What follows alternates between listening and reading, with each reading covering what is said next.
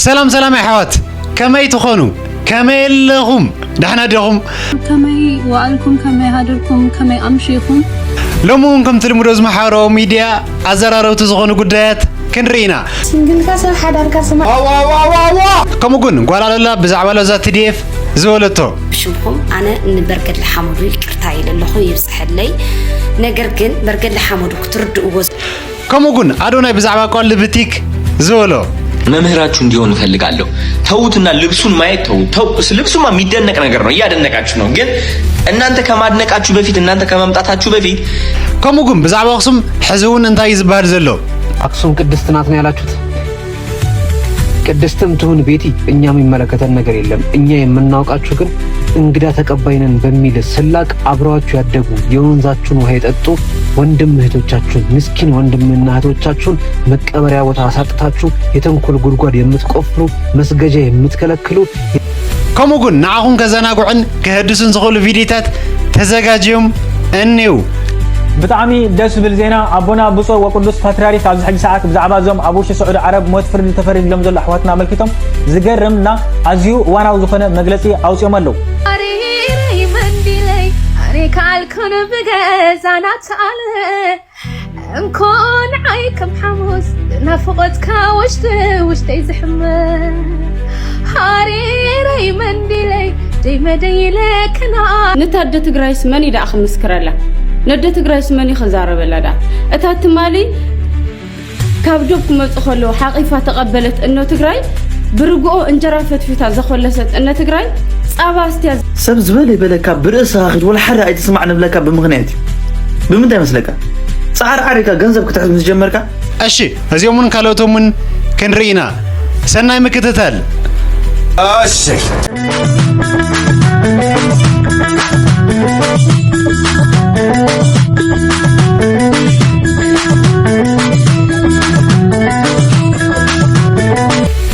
سلام سلام كورات تخاتلتنا انكوا بدحان مصخونا زفر زخونه channel استقدم فيديو مجمرنا ذا channelنا حدش تزخونكم سبات سبسكرايب شير لايك بمغوار دغافكم يفلينا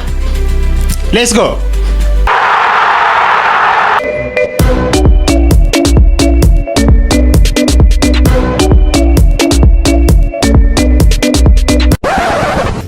إن الفيديو بلا لكك أوز عملت زي بتعم تساقعية دليل تأيو كتساقعية دليل نجر طيب بس قرش مكان قرش مالقول نقوريو كقرش وزعي تساقعية دليل نقول نقورنا يقرش أرجعي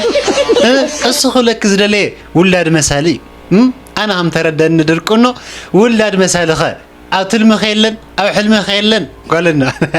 بزي عودت بسحق تاريخهم حدار نحر غيرنا كل عن فوتينا أو زح أقولت نمتى مهانكن تجزي غير له كلام دك أنا استياخن يركن ولا ترليا حز قد تقلات يخون له كم مثلا نزل دكنا أنا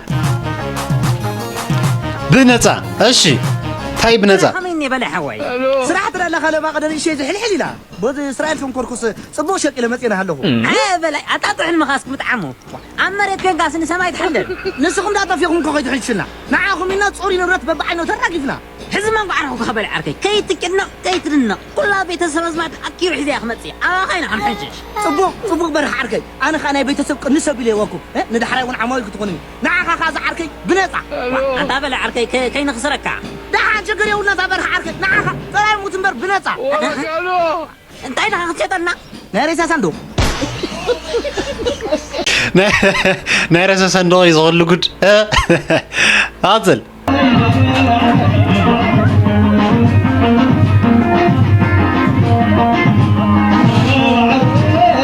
هذا خند عموتو دكنو زما ودع 15 عامات او وشتات يدلو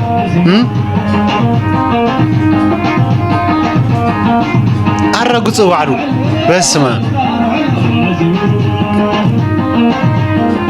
بقى ساقلت عسرت إيغا إذا هم يجروا على عدو كنو أرجع وعدو تركة شويت تركة أرنو من فلك وي وين ما نمكن أرنو منش وين مكان تجانو سنكة يا لي مكياف من ده زيارة من بركة أتشتين يعني راسي منو إذا كنت دفع يالك من قد انت ركض دفن بتن ما ተረዳ ተረጋግተህ በዚህ ህይወት ምን አብራያም ታረቀየ ህይወት ለራሷ ብላ ነው ተደፍቼ በቀረው እንደዛ ትበል ሚስቴ ስድስተኛ ልጅ ልትወልድ ነው በዛ ላይ ስራ ተባረረ ካይዳስ ከብትደፋስ ከዛ እኮ ነው የሳብኩ ታረቀየ አጭና ተጨንቀ ነው እስኪ ላዝናና አይንን ጨፍን ታረቀየ አይዞ ምን ነው በተረገመች ያዘጠኝ ወሬተኛ አላት አሁን ስድስተኛ ልጅ ሊወለድ ነው ወይ ምን ሊበላ ነው ወይ አይ ምን ነው ጸገም ታወራለህ ታረቀ ምን ታለምናለህ እኔ የምን አባቴ ልጨረቅ አሁን ጁባህ ላይ አለ ጁቦት ላይ ብር አለ ራስሽ ጠርተሽ አይደለም እንዴ እዚህ የምታዘጊኝ ምንድነው ጁቦት ላይ ምን አለ ምንም የለው ታተሰው አርተህ ወረቀት ቢታርቀኝ ግንባር እንዳልውዛ ምን አይነት ሴትዮ ናት እቺ ناخل منا خفيو ناخل منا خفيو أدوناي إيش Peaceful we back again واو أرنا فيديو بوست أرجع أرى أهون سلكت بتاع እናንተ እንድትናገሩት ሲመቻል ዳዎችን የሚረዳ እንዴት ይሰለቻል ዲቻ ቦይስን ከሊስትሮ አንስቶ ነፃነትን ከቆሎ መሸጥ አውጥቶ እስኪ ስሙኝ ልንገራችሁ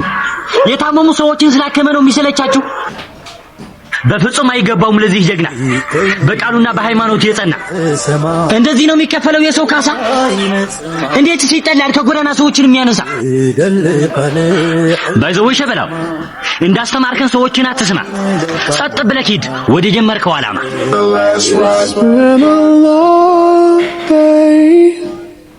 without you my friend ድቻ ቦይስ ክሮኾን ኩሉ ናይ መጀመርያ መዓልቲያ እና ደቅኖ ሰብ ምንም ትጎሮ ይተኸልና ሓበሻ ከም ትዘልኩም ይደጋጊበ ከፍ ከብለካ ካለ ባሓደ ግዜ ከወርደካ ካለው ሙልክዕይና እቲ ነገር እዚ ተነማሐሸ ብጣዕሚ ደስ መለኒ ይርደቅኖ እዚ ካራናውን ናፍቲ ዝቅፅል መደብ ኮስደኩም ገደደ አቤት ክፋ እስኸ ክስዕስዕሲ ስሜት ተዓትዩ ኢዲ እግሪ ላይ ቋጻጸር ይናልና ብክጽ ሃኒ ያኺ ሓውላ እግራ ይናልና ብክጽ ወለከ خندي دابا بغز اغرل سددينا ما حداس كو علي راينا مزيان بعد ذا شمطن حيزان همزيا لا بلا خندي ነገር دخوني بغز اغرل سدد ليلنا امو يخزي كل سب دخوني دمو اغرل سدد ليلن او تنصل تاغرينا صقام ديانا يامان تملسني ويلكا يا خول حدا داخوني زول عقره يمقعو ودنا هابي مابي هلو لنا يو خونتات مسجن أتيت حارن دي الخونات أدلايت بداي نيرا بيزا خايدو حتى خلتش الخون كاشري اللي أي كاشري مكاوني لك هيا كلنا هموينا نينا حمشت ميت الخون أني أمهر إلك حمشت ميت الخون سنيكا كاش نيني حمشت ميت ما نيني بترو زقرشي بترو مسجن بيزا خا تهوي خايني ما أنا عايز مزق أوسدي أتيا جزء اللي وا ترانسفير ما قرر كاش لدليها ترانسفير لدليها همي مرداوي نودنو كاش دليسب بقرو خيدي لوسد ودنو ها سب زبالي بلك برأس اخذ ولا حدا يسمعنا لك بمغنيات بمن ده مسلك صار عريكا غنزب كتحز مجمركا غنزب دستا يغزني لك اها غنزب دستا يغزد زي كون دامو دقي سو خلفو عشان يوتيكا تايدك استراح صار اربل كل غنزب كحسابت مبلك كتفت مجمركا هافتا ما يدقسني دخا يدقس زحدر بلك سلازم نز محبرسب انتهى لك يا اخي تسمعوا انتهى لك يا اخي تسمعوا برس خاخد مان برس خاخد برس خاخد مان برس خاطكل اصل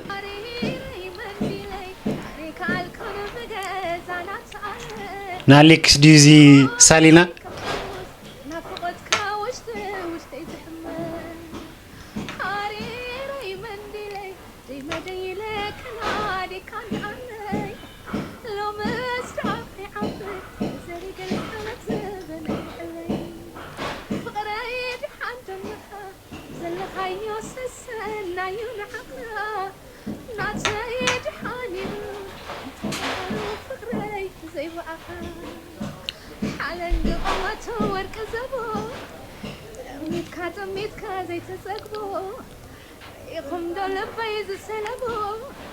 عيني وراه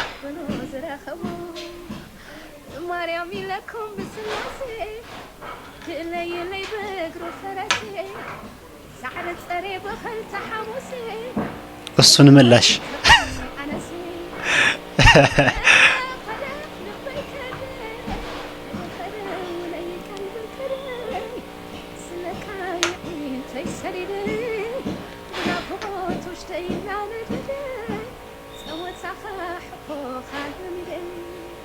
زيد نعقد يمثل كذا تمثيل قصة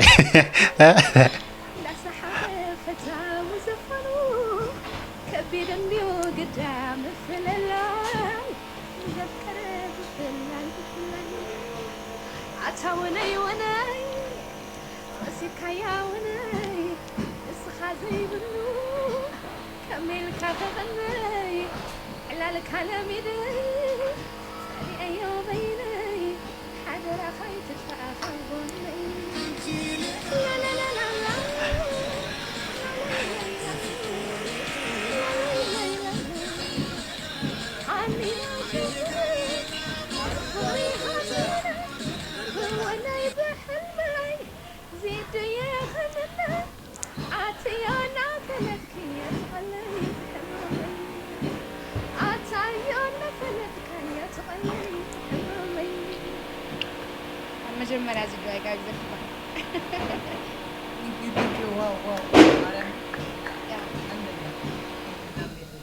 ማሪ እና በቃ ገደስላሽ አይ በቃ እኔ ወዲያ ወደ ላይ ያለሽ ተይ ወደ ለብሎ ነው ዋበሳ እስቲ ሓደ ግዜ ሞራል ንሳሊም ነዚ ጥዑም ዝኾነ ድምፃ ደቅኖ ክንደይ ይግባ ሬት ለመጋሪ ካሊ ባይዞ ግን ፅሪት ደራፊት እያ ريت تقولوا خلهم أزي أو قمت بمتى أنا ماشي عندما نقبلينا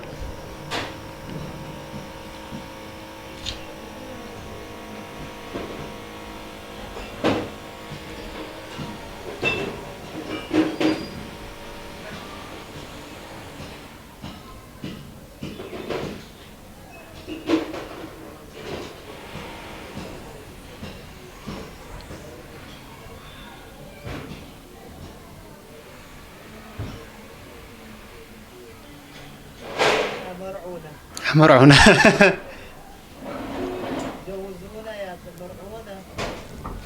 يا ودكنا ورايات زلكم بتزوني سل قطري كترخوهم تخليهم أزي كورانا وندكنا نفتي زغط المدبي كوسلكم السجون قال ألولا نلوزات ديف ملسيات اللانيا أستي زمدب خجاوزكم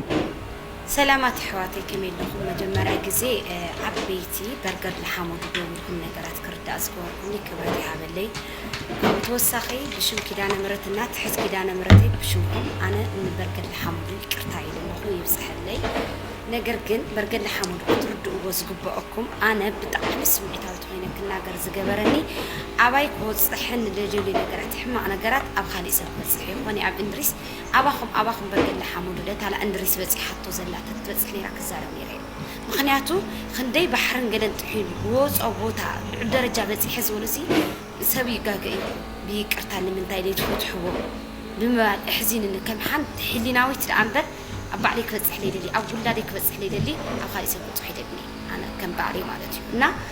حزين إنه ولا حرس بيت حزان حزنا حدا يروح على لي مل حزان أو نجبس كوفي لاسي السلة اللي جبس كترز كله العد كترز كله طعم أخي أرز يحزن حدا برجل حمل لها ما تتقطمه عم أتتجورني يروح حدا برجل حمل تتقطمه نيرا كزارب نيرا زي حيلنا ولا تزاري منبر بوليتيكا يتزارقوا أي جورخم منا يولكوا أنت أيهم يولكوا شعقن بوش تبغيتنا على حرقة مسيح تزاري وسمعي تعود خاني سبيه يجاج يسب سمعي تعود خانيو كل جزء سبفت سميلن أنا للن دجنا زي أي كرتال لكم زلوا خمن جدي أندرس مع الخمر كرو حزين من أمر مع الخمر أوكي سلزي زم حواتي بعل ذات دي إف عنج أبجبن زن رس حت جراونت كحيدكن أو أورمون عنج أبج أخت زل خص خيخي مجمرات تجراي فتومه كأول عيت زاربي أوكي نعيك زاربي نزخل حدا تصوري تجراوي ترحين عيك زاربي نزخل نعيي زم سوات زين كده بقول لي كله صوريات تجارو عبيت برجل حامد يندو أنا جن نحاتي تومي زعاب بوليتيكا يلعلكن حزين إني أتزاريهم سولكوا نجارات كل رديهم مالتي ندرسنا على خبركم ها أنا حيلنا ولا أتزاري بعدو إيه كم حنت ولاد ودي اللي دوك حما أنا جرا ودي كري زيد النجار أخالي كتر زيد اللي عدو خينا حزين إن العنبر سوي لفقرنا تبغى نتعمدنا بلف بتي بتزهز بزيد من تاي كل زيد شغل بأسي إلى العنبر أنا أبوليتيكا أيفتني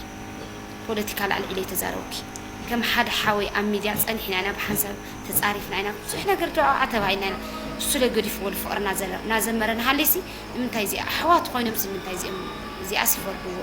إلى كنادي ده عنبر أبا خالص برجل حمود لله عم نفسي كوز حزيد كوز حلي دليل نجار عم برجل حمود كوز حلي حيلنا على تزاري ونبر سخات كل أوقات بوليتيكا بالحسب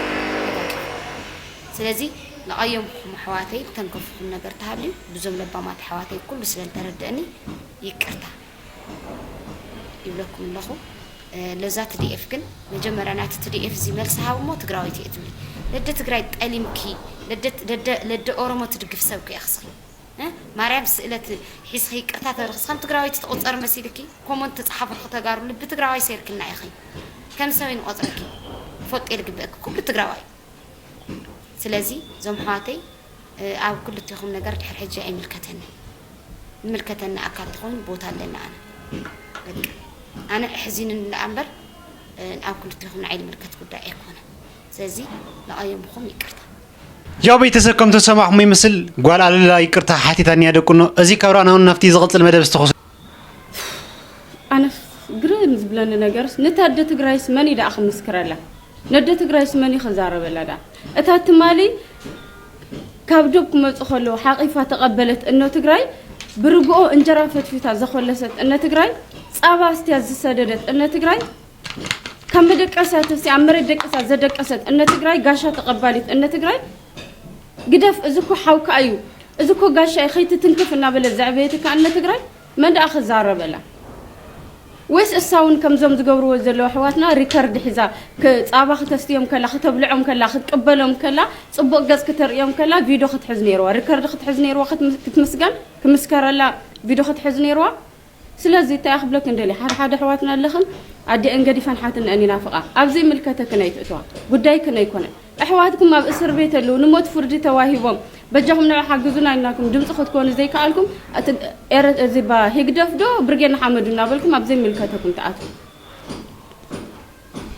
حانت نجر كنجركم حماق ان جبرلكا صبق زجبر حماق ان جبركا لو صبق زجبر حدا فطار طراي هذا أملاخنا ترى يحمق إننا جبرنا له صبق زجبرنا السم كأ صبق سلا زجبرت إننا تجراي حقيقة سلا تقبلت إننا تجراي أيام نعنا أفتد أجمنا جزء دوي لمنا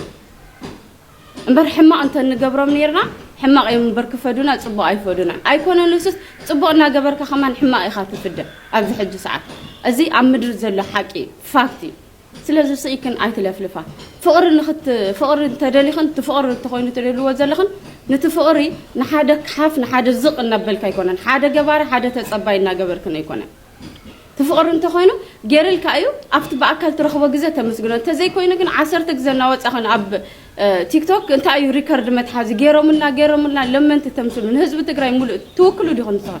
واسخن نجفتخن نبعلخن فرقخن نختفلط افرقخن نقال ايخن 10 غزه ابزي توكل كل تحوات اتا زلخن سلازن عنا قدفنا تفقر انت خوينو تفقري علي ابوتي ابزي ملكتكن اتيخن جن تفقرام تكحل مسيلاس عيناتن قردي قال زبال تفقرا مسيلك انت تصال علخن مليسكن تحاده تصباي حدا وهاب حدا تصباي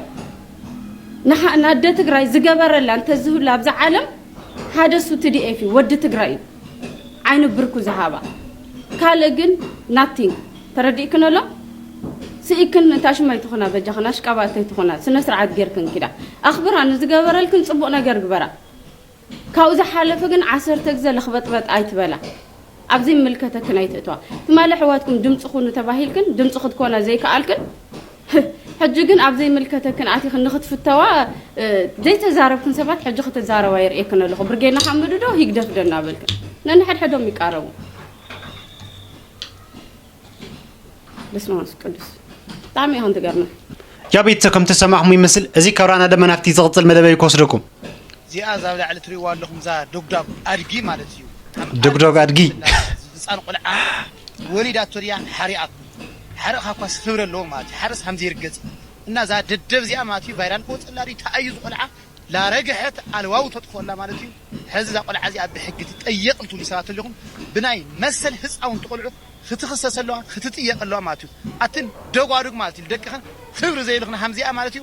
عرف له كله سخله عرفي خبري هلا تخكل እና حدا بايزوي بتاعم تولا شيء يسب نمفماس يመስለኒ زي غورو تاريخ زي خدو رحقات يلننا ብዙሕ ይንርሐቅ ተጽዒርና ለመምጽ ያቀርን ተዘናዲ ተኻሊዲው መምጽ ያቀርና ሓደ ንገሮም ነገራት በጃዎም ሓሲና ንገሮም እና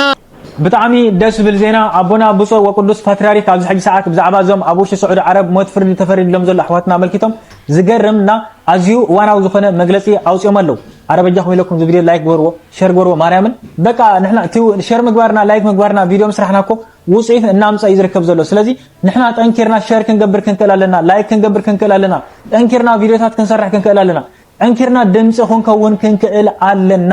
ذي فيديو زي لايك ይገብርካ ተሐልፍ ዘለኻ ሰባይ ወይ ድማ ጓል ማለት እዩ ብልብ ብጣዕሚهم ተሕዝኑ ብዙኾነ በጃኩም ለኩም ሼር غورو ላይክ غورو ብዙኾነ እዞም አበና ዝልዎ ዘለው አቡሽ ሳዑዲ ዓረብ ሞት ፍርዲ ተፈሪድሎም ዘለው ወገናትና ምህረት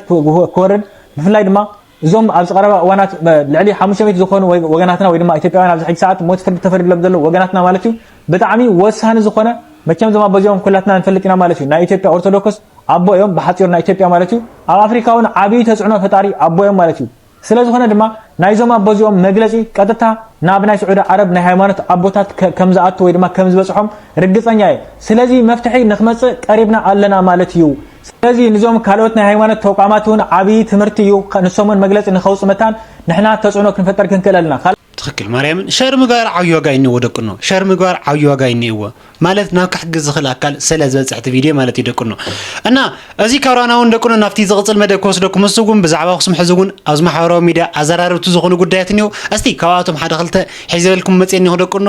ዘመደብ ጋብዘኩም መጀመሪያ የአክሱም ሙስሊሞች ጉዳይ ሁልጊዜ ያንገበግበኛል ጨጓራዬን ቅጥል ያደርገኛል ስለተበደሉት የአክሱም ሙስሊሞች ስለወራው መጣሉኝ ሰዎች ካላችሁ ጥሉኝ ይህ ንግግር የዩቲናስ ንግግር ነው ዛሬ በፖስተቶቹ ፖስት ያጋራችሁ ማለት ነው አኔ ለክርስቲያን ወገኖቻችን አንድ ነገር ማስተላለፍ ፈልጋለሁ ሙስሊሞች ይሄን ቪዲዮ በደንብ ላይክ ሼር ሪፖስት ያደርጋችሁ ለክርስቲያን ወገኖቻችን እንድታደርሱልኝ እፈልጋለሁ ኮሜንት ላይም ፈተላ አክሱም ሙስሊሞች ያላችሁ ጻፉልኝ ቪዲዮ ሊራዝም ስለሚችል ኮፒ ሊንክ ሼር ሪፖስት እና ማድረጋችሁም ደግሞ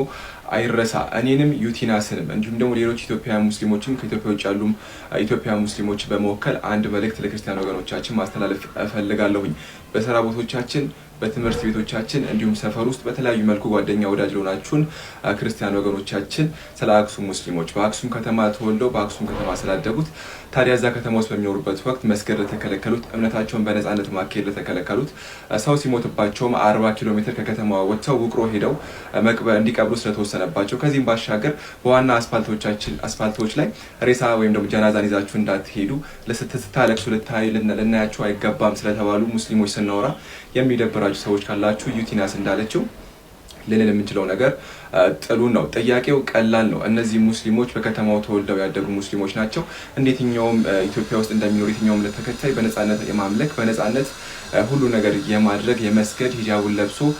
የመማርም ሆነ በከተማው ስር የመንቀሳቀስ መብቶቻቸው ሊከበሩ ይገባል በከተማው ስር ተወልደው እንደማደጋቸው መጠን የመቀበሪያ ስፍራ ሊሰጣቸው ይገባል የማምለኪያ ስፍራዎችም ሊፈቀዱላቸው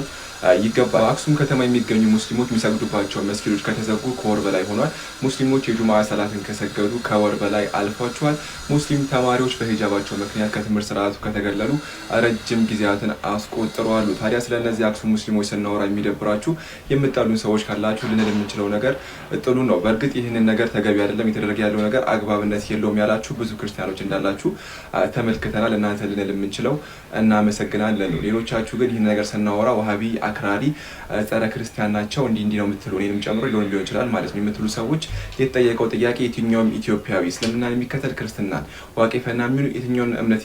ይከተል በየትኛውም የኢትዮጵያ ግዛት ላይ በነፃነት እምነቱን የማራመድ መብቱ ሊከበርለት ይገባል የሚል ጥያቄ ተነሳው ይህ ጥያቄ ምንም አይነት ጉድለት ያለበት ወይም ሊያሰደው የሚችል እንደዚህ ሊያስብል የሚችል አይደለም። ምናልባት ስለ አክሱም ሙስሊሞች እንዳናወራ ለማድረግ የሚሳብ ካርድ ነውና ልንል የምንችለው ነገር አሁንም ስለ አክሱም ሙስሊሞች ማውራታችንን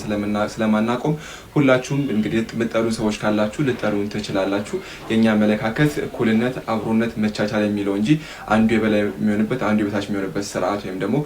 ድርጊት አይደለም ማለት ነው። 100% ሙስሊሞች በሆኑባቸው አካባቢዎች ላይ የሌሎች እምነት ተከታዮች አምልኳቸውን በነጻነት ይፈጽማሉ። ከሞቱም በኋላ የሚቀበርባቸው ስፍራዎች ይሰጣቸዋል። ከዚህም ባሻገር ሰሮቻቸውን በነጻነት ሰርተው በደስታ እንግዲህ አብሮነት ይኖራሉ። በአክሱም የሚገኙ ሙስሊሞችን በከተማዋ ስር ተወልደው እንደማደጋቸው እዛው እንደምኖራቸው ኢትዮጵያም እንደመሆናቸው መጠን እዛው ከተማቸው ላይ በነጻነት እነዚህ ነገሮችን ሊያገኙ ይገባል የሚል ጥያቄ ነው የጠየቀው። ይህ ነገር ምንም አይነት ችግር የለበትምና እንዲህ በመባሉ አሁንም የሚደብራችሁ ሰዎች ካላችሁ ልንል የምንችለው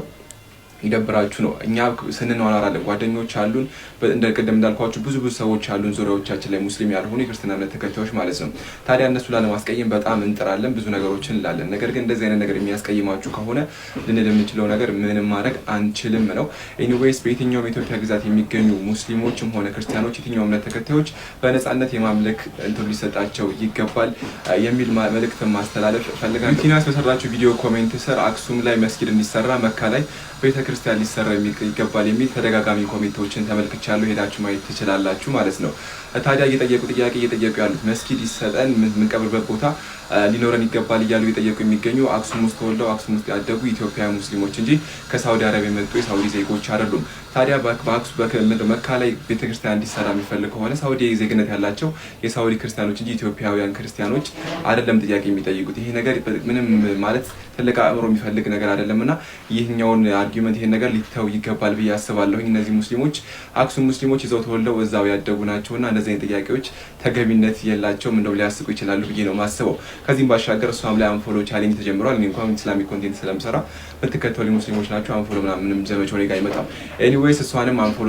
ቻሌንጅ ተጀምሯል። በእንደዚህ አይነት መልኩ እንደዚህ አይነት ጥያቄዎች ሲጠየቁ አንፎሎ ቻሌንጅ ምናምን መሰል ነገሮች ምንም አይነት ተገቢነት አላቸው ብዬ አላስብም። ጥያቄው የፍትህና የእኩልነት ነው። የትኛውም ኢትዮጵያዊ መብቱ ሊከበርለት ይገባል የሚል ነውና ፍጹም ትክክለኛ ነገር እያደረጋችሁ አይደለም። ኤኒዌይስ እኛ ኢትዮጵያውያን ሙስሊሞችም ሆነ ኢትዮጵያ ውጭ ያሉ ኢትዮጵያውያን ሙስሊሞች ነዋሪዎች ማለት ነው ስለ አክሱም ሙስሊሞች አሁንም ማውራታችንን አናቆም። ዩቲናስ አንድ ነገር አንስታ ነበር አክሱም ከተማ ቅድስት መባሏ ጋር በተገናኘ ማለት ነው። እኔም ቢቢሲ ላይ አንብቤ ነበር፣ ሄዳችሁ ማየት ትችላላችሁ። ስለ ጉዳዩ የተናገሩት መምህር ምንድን ያሉት አክሱም ከተማ ቅድስት በመባሏ ምንም አይነት ቅሬታ ይመጣል ብለን አናስብም። ከሙስሊሞችን በኩል ሙስሊሞች ወንድማማቾች ናቸው ምናምን ነገር ብለው ነበረ። እውነት በአክሱም ከተማ የሚገኙ ሙስሊሞች እንዳላችሁት ወንድማማችነት የሚሰማቸው እነዚህ አይነት ናቸው ብላችሁ የምታስቡ ከሆነ መብቶቻቸውን ልታከብሩ ይገባል። እዛ እየተደረገ ያለው ነገር ፍጹም ትክክል አይደለም። ከተማዋን ቅድስት ማድረግ ማለት ሌሎች በኢትዮጵያ የሚገኙ 100% ሙስሊም የሆኑ ከተሞችንም ቅድስት የማድረግ ዘመቻ ቢጀመር ሌሎቻችሁ ምን አይነት ስሜት ይሰማችኋል? ይሄ ነገር አግባብነት አለው ብላችሁ ታስባላችሁ ወይ? ኤኒዌይስ አሁንም ስለ አክሱም ሙስሊሞች መብት መከበር ጉዳይ ሁሉም ሙስሊም በደንብ መናገሩ ነው ይቀጥላልና ስለዚህ ነገር ስናወራ የሚደብራችሁ ሰዎች ካላችሁ እንግዲህ ልንል የምንችለው ይደብራችሁ ነው። ምንም ማድረግ አንችልም። እያወራን ያለ ነው ትክክለኛ ጥያቄ ነው። ጓደኞቻችን በተለያየ መልኩ የምናውቃችሁ ሰዎች እንግዲህ ይህን ነገር እንድታቆልን እንፈልጋለን። እናንተም ብትሆኑ በምትሄዱባቸው የትኛው ሙስሊም አካባቢዎች ላይ መብቶቻችሁ እንዲከበር የኛን ፍላጎት ነውና እናንተም ያን ነገር እንድታደርጉት እንድትደግፉት ጥያቄ እናቀርባለን። ይህ ቪዲዮ እንግዲህ በጣም ረዝሟል። ኮፒ ሊንክ፣ ሼር፣ ሪፖስት አድርጉና ለሁሉም አድርሱልኝ። የሁላችንንም ስሜት አጋርቻለሁ ብዬ አስባለሁ። ሰላም አለይኩም። ይመቻችሁ። እንታይ ዓይነት ፅበት ተተሓስባ ከም ዘለዎም ዘምሳዚ ምንም ክርደና ይከለን ደቅኑ ምን ዓይነት ፅበት ተተሓስባ ይኒእዎም ኣብ ኣክሱም ስሚ መስጊድ ኮነ ካሊ ዓይነት እምነት ኮነ ክስራሕ ይካልን በቃ 4 ነጢ ስለምንታይ እዚ ኣክሴት ገርዎ ዘይኸሉ ሙስሊም ኮነ ካሊ ዓይነት እምነት ኮነ ኣብ ኣክሱም በቃ ይካልን በቃ 4 ነጢ ኣክሱም ታወፅን ዝዓረፈትሉ እዩ በቃ እዚ ሲነምንታይ ክቕበልዎ ዘይኸሉ እስቲ በዛዕባ ጉዳይ ዚውን ተወሳኸ መደብኒ አጋብዞኩም አክሱም ቅድስት ናት ነው ያላችሁት? ቅድስት ናት። ምን ታመጣለህ አንተ? ነገር የለም። እኛ የምናውቃችሁ ግን እንግዳ ተቀባይነን በሚል ስላቅ አብረዋችሁ ያደጉ የወንዛችሁን ውሃ የጠጡ ወንድም እህቶቻችሁን ምስኪን ወንድምና እህቶቻችሁን መቀበሪያ ቦታ አሳጥታችሁ የተንኮል ጉድጓድ የምትቆፍሩ መስገጃ የምትከለክሉ የዘመናችን ጽንፈኞች መሆናችሁን ብቻ ነው። እንዲህ ያለ የተንኮል ማጥ ስትምሱ ከምትሰነበቱ ትከሻና ወገባችሁን ያጎበጠውን ድህነት፣ ጦርነትና የኑሮ ውድነት ለመታገል ወጣችሁ አትሰሩ? እናቶቻችሁን አትጦሩ? እንዴት እንደምትኖሩ ማናውቃችሁ እንደሚመስላችሁ 3 ጊዜ ጠግቦ ስለመብላት መጀመሪያ አታስቡ? አኗኗራችሁን አታሻሽሉም? እድሜ ዘመናችሁን ከተንኮል ከማትላቀቁ እንጂማ ፈተናና መሸቃ እኮ ለእስልምና አዲስ ብርቅ አይደለም።